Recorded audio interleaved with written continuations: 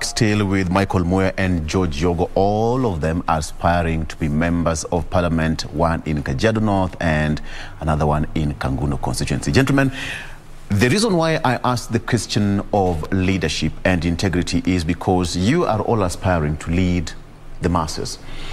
Most members of parliament or most leaders tend not to realize that the position they are in is divine, so to speak, because they swear.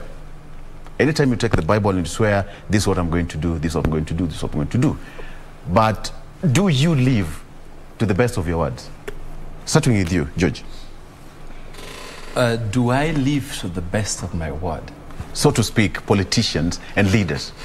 Well, we must first of all isolate certain factors.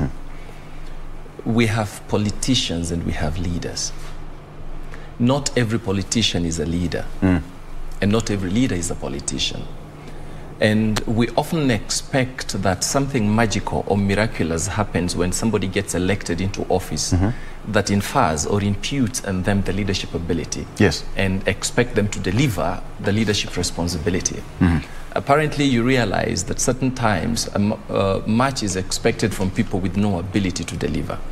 That takes me back to how one gets elected into office. The first question we need to ask ourselves is, why do we get elected into office? There are certain people that are going into the office. For example, why do I want to serve? I have told people in my constituency that I'm not looking for a job. I know oftentimes it is stated, people say, you're looking for a job, we need to give you one. I believe Micheal Muya here has a job he's doing. So he is not unemployed to be looking for a job. I am not unemployed to be looking for a job. One thing I have said is that I am looking for an opportunity to serve my people. Now that informs my desire to be elected into office, service. So the first question you need to ask is, when somebody gets elected into office, what has informed his decision to be elected into office? Right. There are people who get into that position to protect certain interests or certain things that they have in them. You never know what lurks behind that needs to be preserved or protected. Yes. There are also certain people that they have made a lot of money, and so the only thing that they need to do is to get power. So that is another thing that takes them there. So what takes you into that position, or what informs your decision to run to be elected into office, would determine your disposition as a leader. Now, if it was to protect your wealth, then everything you do would be geared towards the protection of your wealth. If it was to serve the people, then everything that you do would be geared towards serving the people. Yes. So the question is, do I keep my word? Yes, I keep my word. If my word was to serve, then I will serve. If my word is to protect certain interests, then I will do exactly that. Perfect. Micheal, do you keep your word to serve or to take, to amass wealth and to protect your interest? Do politicians live to their words? Most of them, no. I would say leaders are born, are not created. And when you look at leadership, is most of the times is, who do you call a leader? Yes. And who becomes the leader who will serve you and serve you well? There is servant leadership. Servant leadership is now to serve the people who have elected you. But majority of time we end up electing people who are not leaders but politicians, and they combine with the leadership just because they have money.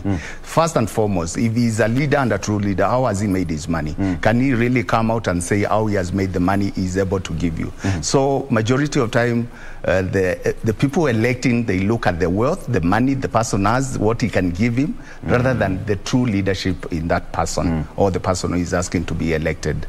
I would say, like myself, 2002, I was a very young person and I didn't have that much money, and the salary around that time was only 70,000.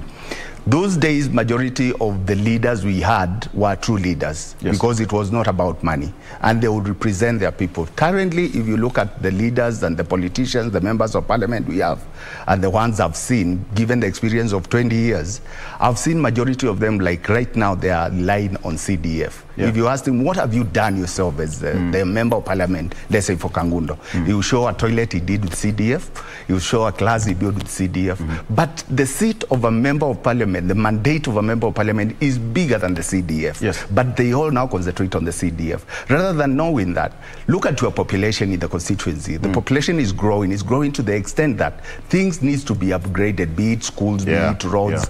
You will never even pay a single visit to the Ministry of Public Works to see to it that this road, which passes near my place or in my constituency, the population, the traffic has really grown. That road needs to be moved a class higher than it is, so that it can get to being tarmac. Right. You look at those things, they don't do that. If you ask them, what have you done, CDF? There are other organizations within the institution of the central government which also can assist the constituency. They don't go like irrigation board. They do dams, they do. A Member of Parliament, majority of them don't go to those places. There is the donor agencies. Forget about CDF. CDF is there. What have you done yourself as an individual? What have you beyond the without the CDF? And then CDF takes only about, let's say, 30% and 40%. Then you can show a ball which is not out of CDF. You can show a road which was not done by CDF. You can show a ball which was not done by a CDF because they are donor agencies. They are, and you should. Any Member of Parliament, you are called honorable because any office can be open to you. Exactly. Be it an embassy, any embassy, you will get an appointment. Exactly. Why haven't you done that? But then George, it's all about responsibility and priorities. Do you feel confident that most politicians or leaders, as they call themselves, or honorable members, have their priorities right? Let me start by quoting. I was reading something early morning today from a gentleman called Frederick Lewis. He gave a sermon in 1925, and this is what he said. He enumerates what he calls as the 7 social sins. And he says, number 1 is wealth without work. Wealth without work. That is theft. Yes. Number 2, he says pleasure without conscience. Number 3, he says knowledge without character. Number 4, he says commerce without morality. Number 5, science without humanity. Number 6, worship without sacrifice. And finally, and the most important, politics without principle. Now, that is the problem. If you look at the history of Kenyan politics, up to the 90s, it was politics driven by principle. These are people who stood for specific ideals. Yes. I borrow greatly from the fathers of the nation. Why would Dedan Kimathi accept to go through the sacrifice that he went through? Why would Raila Odinga agree to be detained for 9 years? We were having a discussion somewhere, and one of the young boys said, if Raila was detained, he must have done something wrong for him to be detained, because they have no history of the past. Yes. But now, if you look at them, Martha Karua, why would Wangari Maathai go through what she went through before she died? It's because they were standing for specific ideals. Intentional. There are specific principles. Yes. It was intentional leadership. Now, the intention informed the responsibility. Okay. The purpose for which you engage informs disposition and commitment. To what extent do I commit? What is the end game? Now, but we have a culture today of politicians who are one, and that is why you see people have a problem with the Political Parties Act. Yes. When we stop party hopping, is because it is politics of convenience. It is how convenient is it for me? Is my bread buttered, or which side of the bread is buttered? So you can easily shift allegiances and move from one point to another. Based on your convenience. And therefore, you can not even stand for one specific thing. That idealism is not there. We have two different things that we must battle with, the realism and the idealism. Now, when we talk about the politics of reality is when we are looking at, can I make it this way? If I can't make it in UDA, then I must go to Azimio. Yes. And if I can't make it in Azimio, then I would go to UDA, or I would look for KANU, or look for any other outfit that I feel would serve my interest, but I must get to the table. No matter how I get to the table, whether I crawl, but I must be seated on the table. The end result is what matters here. Now, what we are looking at is sitting on the table, not what I am bringing to the table. Now, if you consider what you bring to the table, then you become responsible for the outcome. Okay. You know, it's quite interesting because we're talking about issue of political parties amendment bill, which is actually, it's hotly contested as we speak. Parliamentarians fought in Parliament to thwart the bill in the House, but it's already a law. And when you look at some of the provisions in it, one of them is to stop party hopping. Do you think it's going to bring some sanity in the governance structure in terms of party discipline? I'm very agreeable with that. It's definitely going to bring a lot of discipline because now, at least myself, I've been in KANU for over 20 years. So you're a life member? I'm a life member of KANU. That is even how I had to What is my membership number?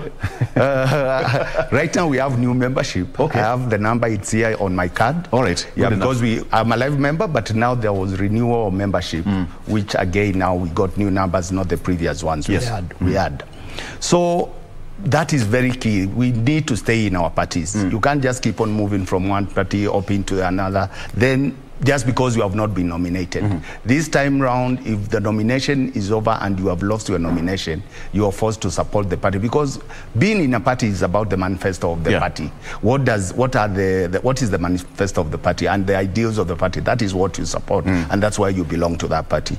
Now, when you want leadership, you just decide you can be in any party without even following the manifesto, and you don't believe in the manifesto, which is very wrong for the country. So I support the bill. I totally support the bill so that we stop this party hopping and people remain in their parties. And you see most, George, when you see most of the politicians, when the bill was in the process in both the Senate and the National Assembly, there was a timeline which was given. And perhaps the whole intention was to streamline the issue of party hopping as we speak and bring some sanity in it, so that you stick to that party until the end. Which one do you go for, the pre-election pact or post-election pact in a coalition building?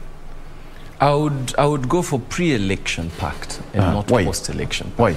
Because pre-election, which means you're working as a team informed by specific objectives. This is what we are going for as a team. As opposed to after I have gotten in there, then I find somebody, and you realize most of the allegiances, alliances, and corporations after the election are aimed at maintaining the position, not achieving the objectives. They're aimed at maintaining the position. Well, we are losing power, so we must get other people to help us maintain the power. But if we have a pre-election pact, for example, we are having an engagement because we know exactly why we are going there. Why has Jubilee and ODM come together before the elections? Why don't they come together after the elections? Because there are certain things that we want to achieve as a coalition. Why would KANU want to work together with, because you even had the party leaders speaking the other day, want to work together with Azimio before the election? Because these coalitions are informed by the objectives to be achieved after the elections, not a desire to build numbers within Parliament to maintain our position or to maintain the status quo. So the pre is informed by objectives. The post is informed by the desire to maintain the position. Somebody would disagree. And perhaps it brought a lot of problem because most of the coalition pacts were post-election pacts and agreements. Definitely. Precisely, Exactly. And you see now that is a battle of power within the House. The battle of power, battle of position, battle of seats within the House. But this, the post is far different from that. But well, going back to the question you asked first, how old is America? How many years has American democracy been in existence? Over 250 years. And a Democrat is a Democrat. A Republican is a Republican. Whether the Republicans win or lose, they still remain Republicans. Whether the Democrats win or lose, they still remain the Republicans or the Democrats. Now, that is the position. So we need to come to sanitize our politics to an extent that it is politics of ideals. Where we know I belong to ODM for this particular reason. Now, it would surprise you to know, and I would challenge you to ask the politicians you host in your show to tell you, what does the party stand for? Starting with you, what does ODM stand for? Social democracy. Look at what ODM stands for and look at the manifesto of ODM. This has never changed from when ODM was formed in 2005. The desire to, like I say, they normally say entrepreneur, to the entrepreneurs, we never retreat, we only advance in a different direction. We may have advanced in a different direction, but the destination still remains the same. Yes. But most of the times you ask people, I was in an aspirants meeting of Azimio in Kajiado, and an aspirant stood and asked that, we need to be told what exactly is Raila Odinga standing for. And we can attribute all this to lack of civic education. Yeah. I mean, why did you even first of all decide to join Azimio in the first place? What informed that decision? Yes. So when you come as an aspirant... If you're a member of ODM, just a minute, if you're a member of ODM and yes. as an aspirant, you're not aware of the manifesto, the vision, the mission of the party, what the party stands for, how then would you, spread the same to your constituents? That's the question. Exactly. Yeah. So that's why I say I dare you to ask most of them. Then you'd realize they don't even know what their party ideals are, what the parties stand for. Okay. And that is why they can easily shift allegiances at conveniences. Michael, do you buy the same sentiment? I do. Like in Kanu now, we start with the motto of peace, love, and unity. Peace, love, and unity stimulates economic growth. When a country is stable politically and it's being run, there is stability within the economy, then there is growth.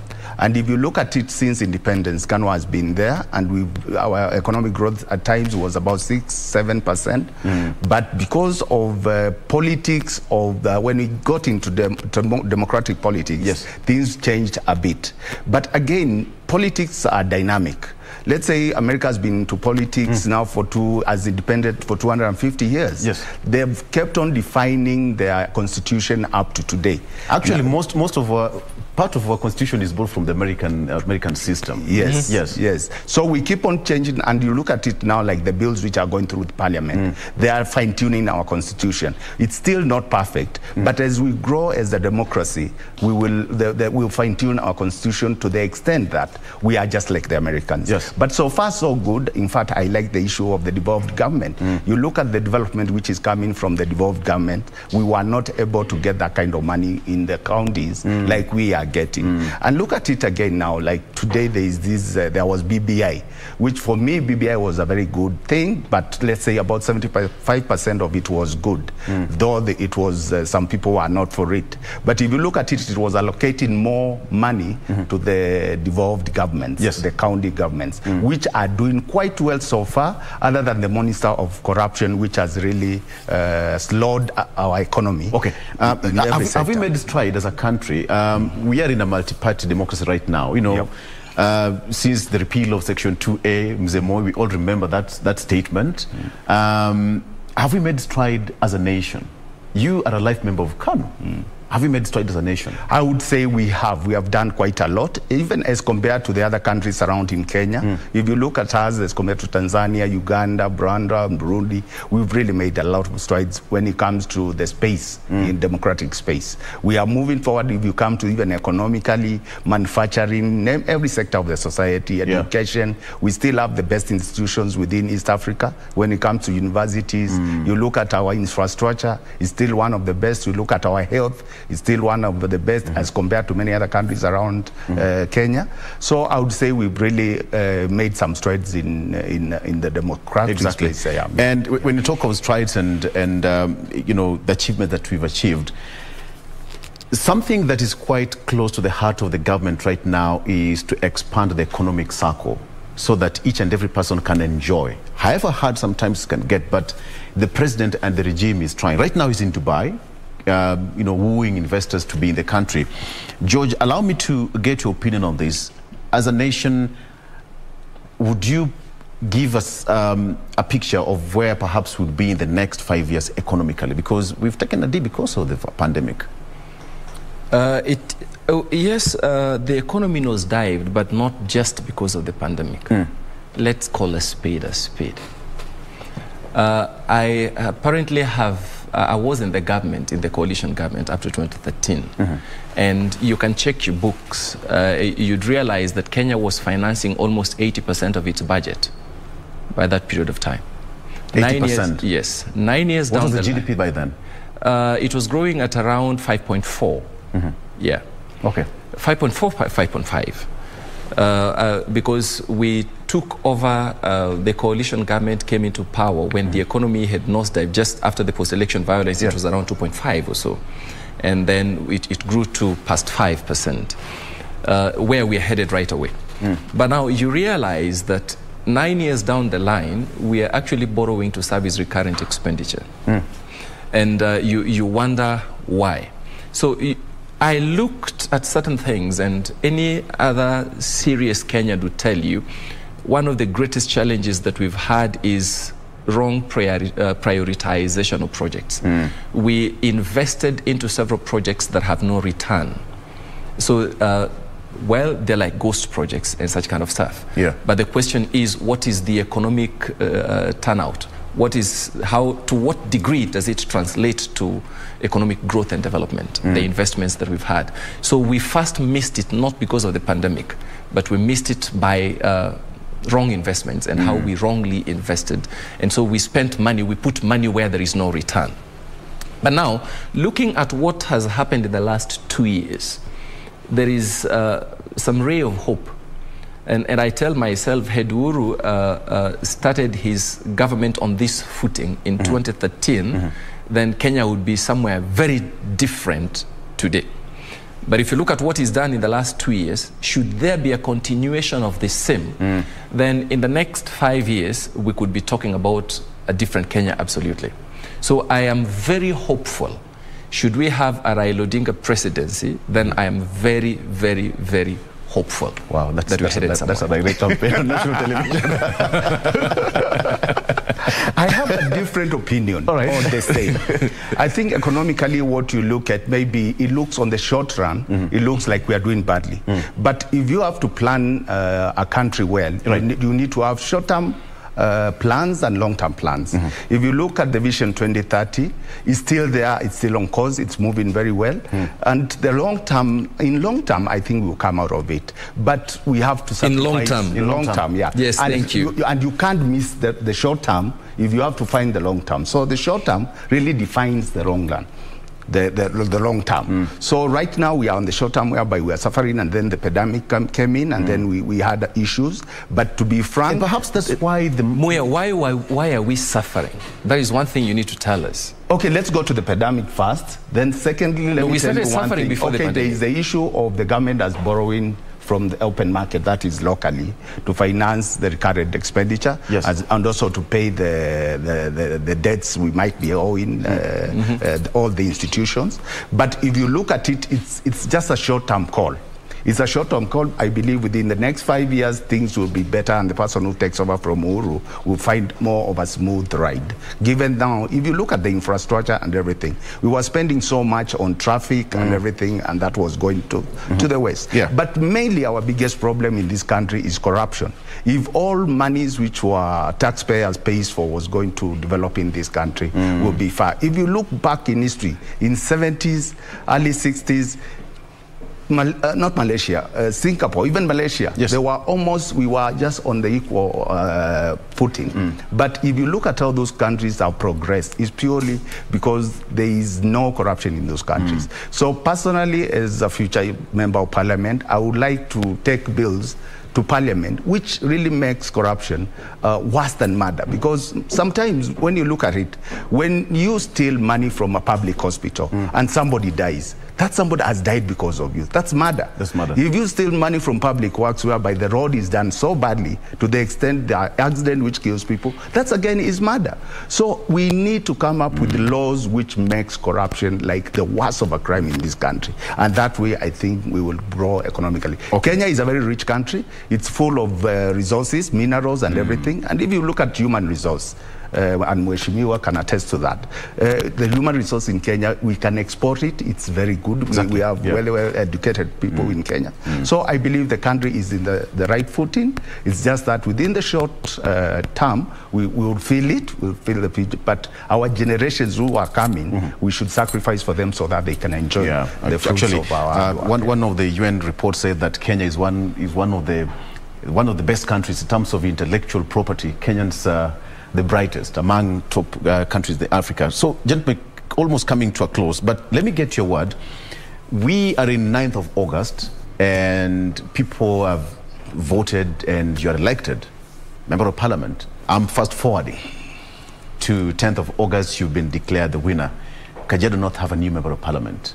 100 days in office. This is one thing I have said. Each time I campaign and I tell my people that, you see, I don't want you to wait for 5 years to complain that I never delivered. There is something in the Constitution called the recall clause. And I tell them, you're allowed within the next 2 years. It's easier said than done, George. It's not easier said than done. Makueni recalled their governor.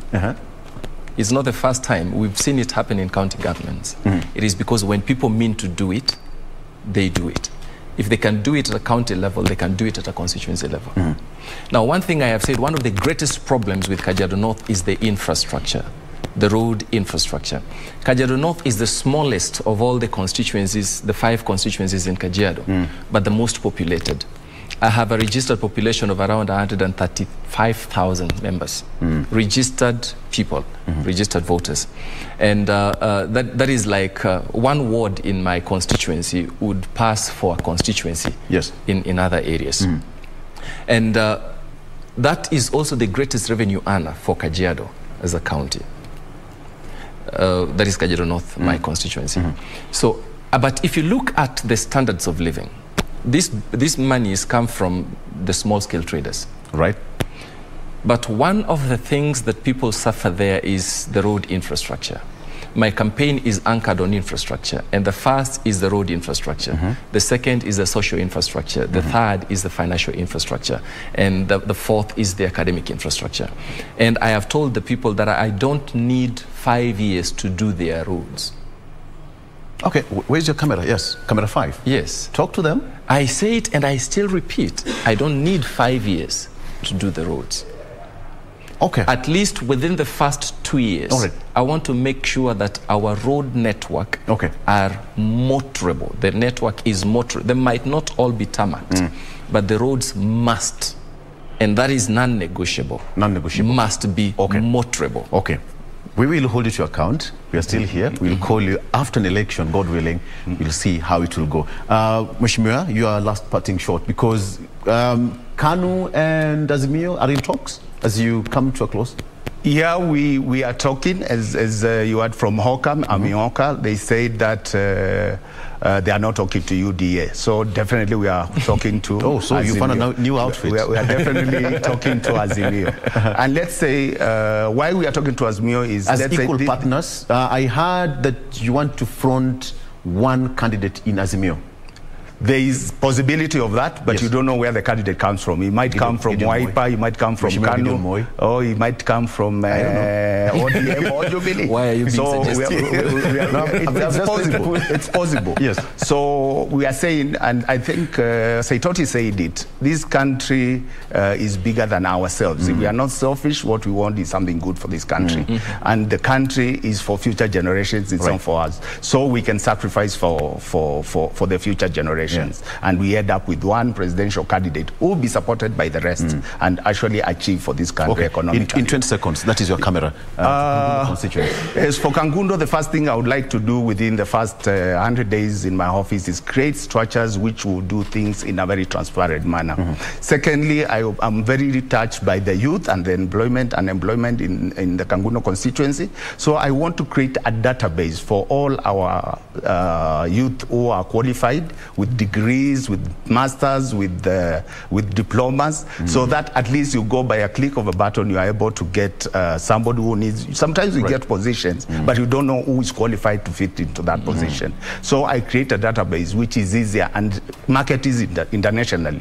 As you have said, the human resource in Kenya is so good, and we have the capacity to even supply labor outside the country and in many positions. So I will do that. Secondly, is I will not rely rely so much on CDF. I'll go off CDF. It should take just about 30% of the development which I will initiate in Kangundo. I'll visit other institutions of our partners who can assist in creating other avenues whereby we can get fundings and create value addition to our products. Like in Kangundo, it's an agricultural constituency. We add value to our products, that is avocados, name it, and all other coffee, macadamia. So add value to them so that we create job and wealth. Yeah. Micheal Muya, you know, anytime I talk to politicians, a politician will give them time they can talk until the only thing that can stop them from talking is sleep. In fact, they would be sleeping in their dreams as well. That's very true. That's very true. Thank you so much, gentlemen, for coming to the show. I've been talking to Micheal Muya, who is Member of Parliament aspirant, Kangundo constituency, as well as George Yogo, who is also a Member of Parliament aspirant, Kajiado North constituency. You know what? He's in red. Perhaps he's in Kano. He said that he's a life member of Kano. Baba na Mama. All right. Thank you for having me. Thank you so much, gentlemen.